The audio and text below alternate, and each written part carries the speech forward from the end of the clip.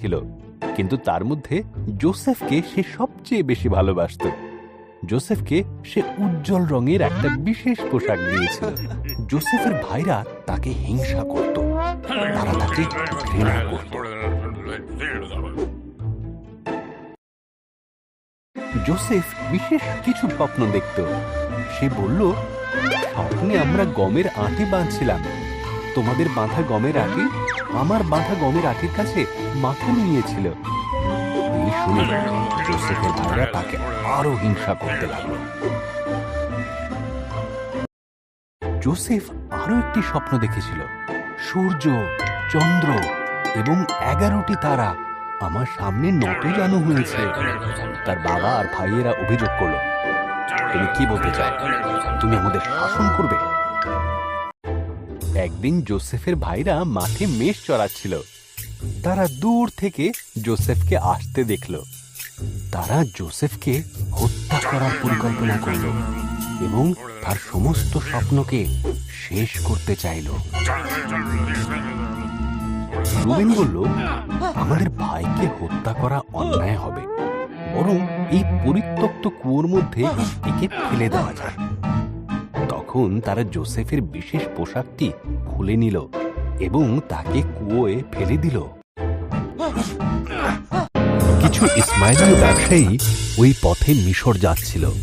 জিহুদা বলল, আমরা জোসেফকে দাস হিসেবে ইসমাইলীয়দের কাছে বিক্রি করে দিই। সুতরাং তারা জোসেফকে 20টি রৌপ্য মুদ্রার বিনিময়ে বিক্রি করে দিল। জোসেফের ভাইরা তার পোশাকটিকে ছাগলের রক্তে ডুবিয়ে যাকবকে দেখাল। আমার পুত্র মৃত, এই বলে যাকব খুব কাঁদল। ইতিমধ্যে জোসেফকে মিশরে নিয়ে যাওয়া হল, কিন্তু ঈশ্বর জোসেফের সাথেই ছিলেন।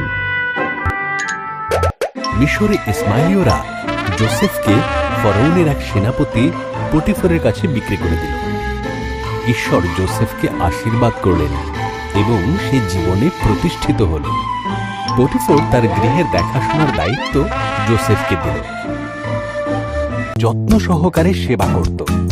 এদিকে পটিফারের দুষ্ট স্ত্রী জোসেফকে দিয়ে ঈশ্বরের বিরুদ্ধে পাপ কর্ম করাতে চেষ্টা করে। জোসেফ অস্বীকার করে। তখন সে মিথ্যা বদনাম দেয়। পটিফার স্ত্রীর কথা বিশ্বাস করে এবং জোসেফকে কারাগারে বন্দী করে। কারাগারে ফরৌনের 2 দাসের সাথে জোসেফের পরিচয় হয়। তাদের প্রত্যেকের একটি করে স্বপ্ন ছিল। ঈশ্বর জোসেফকে সেই সব স্বপ্নের অর্থ দেখান। জোসেফের ব্যাখ্যা সত্য বলে প্রমাণিত হয়। পানপাত্রবাহক ছাড়া পেল আর রুটি নির্মাণকারীর ফাঁসি হল। 2 বছর পর ফরৌন 2টো দুঃস্বপ্ন দেখল। পানপাত্রবাহক জোসেফের কথা মনে করল এবং সে ফরৌনকে সব কথা জানালো। তখন ফরৌন জোসেফকে ডেকে পাঠালো এবং তার স্বপ্নের কথা বলল। ঈশ্বর ফরৌনের সেই স্বপ্নের অর্থ জোসেফকে দেখালেন। জোসেফ বলল, 7 বছর প্রচুর শস্য উৎপাদন হবে, তাই প্রচুর শস্য মজুত করে রাখতে হবে, কারণ তার পরের 7 বছর দুর্ভিক্ষ হবে। জোসেফের পরামর্শ ফরৌনকে মুগ্ধ করল। সুতরাং সে জোসেফকে সমস্ত খাদ্যশস্য মজুত করার দায়িত্ব দিল। ফরৌন ছাড়া সেই সময় জোসেফের থেকে ক্ষমতাবান আর কেউ ছিল না।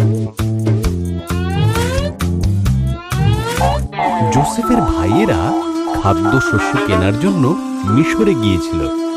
তারা জোসেফের কাছে নতজানু হল, কিন্তু তাকে মোটেই চিনতে পারল না।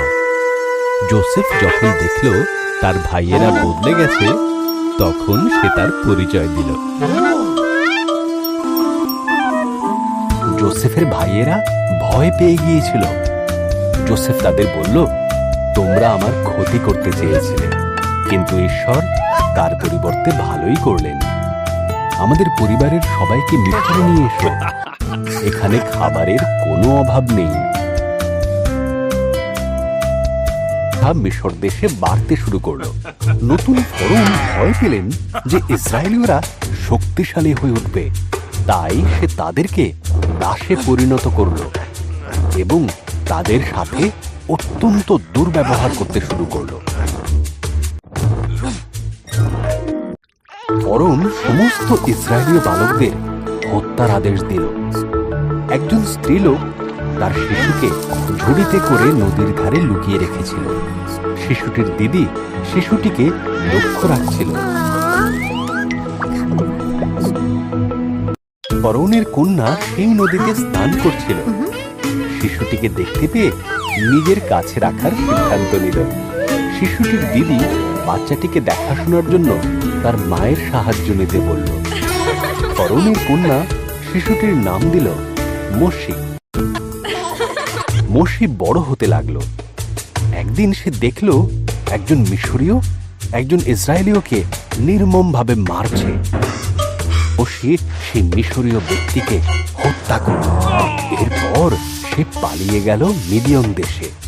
এখানে সে 40 বছর মেষ পালকের কাজ করেছিল।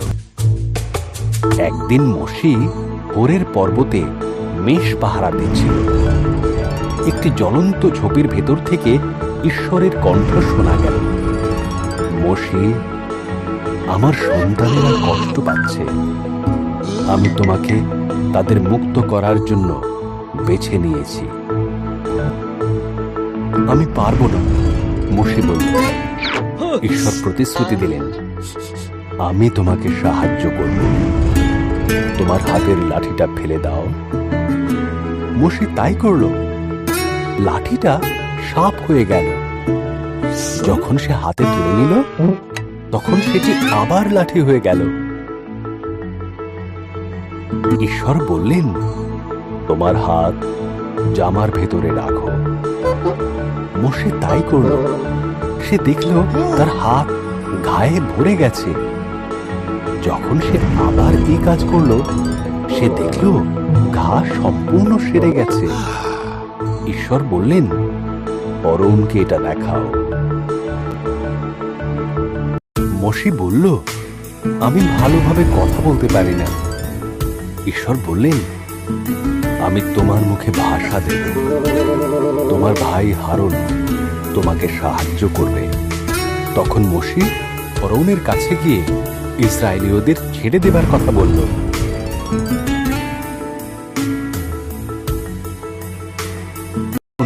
ফরৌনকে বলল, ইসরায়েলীয়দের ঈশ্বর বলেছেন তার সন্তানদের মুক্ত করো, নতুবা তোমার ওপর ভয়ঙ্কর বিপদ আসবে।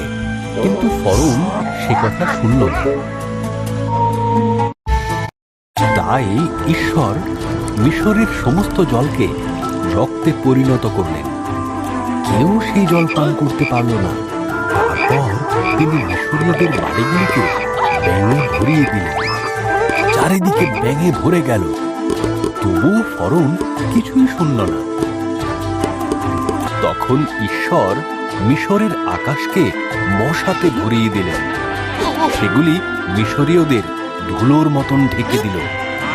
তারপর ঈশ্বর সারা মিশরকে মাছি দিয়ে ভরে দেয়। তবুও ফরৌন কোনো কথা শুনল না। এবারে ঈশ্বর মিশরের সমস্ত পশুদের হত্যা করলেন। ঘোড়া, গাধা, উট, ভেড়া, গরু ও ছাগল সব পশু মারা গেল। তারপর ঈশ্বর মিশরীয়দের শরীর ঘোড়ায় ভরে দিলেন। তবুও ফরৌন কিছুই শুনল না। ঈশ্বর শিলাবৃষ্টি ঘটালেন। এর ফলে মিশরের সমস্ত শস্য নষ্ট হয়ে গেল। এমনকি বার্লি ও ফুলের বীজও নষ্ট হয়ে গেল। এরপর তিনি পঙ্গপালের দল পাঠালেন, যা সমস্ত ফল খেয়ে ফেলল। তবুও ফরৌন কোনো কথা শুনল না। এবার ঈশ্বর সারা মিশরকে অন্ধকারে ঢেকে দিলেন। তবু ফরৌন কোনো কথা শুনল না। ঈশ্বর বললেন, আমি মিশরের সমস্ত প্রথম সন্তান ও পশুদের প্রথম সন্তানদের মেরে ফেলব।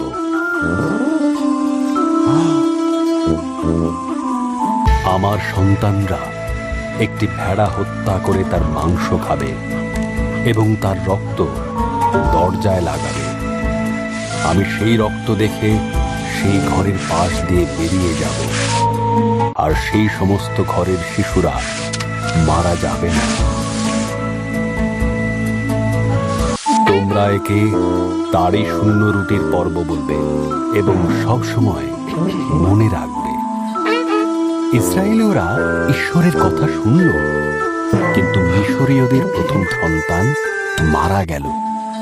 এমনকি ফরৌনের প্রথম সন্তানও মারা গেল। অবশেষে ফরৌন শুনল। সে ইসরায়েলি